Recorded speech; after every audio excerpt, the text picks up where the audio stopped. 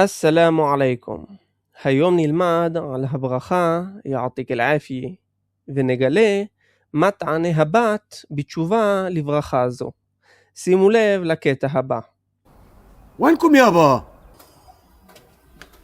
أهلين بابا يعطيك العافية. أهلين بابا الله يعافيك. לברכה יעתיק אל-עאפיה יש כמה משמעויות. לדוגמה, יישר כוח, כל הכבוד, תהיה בריא ועוד.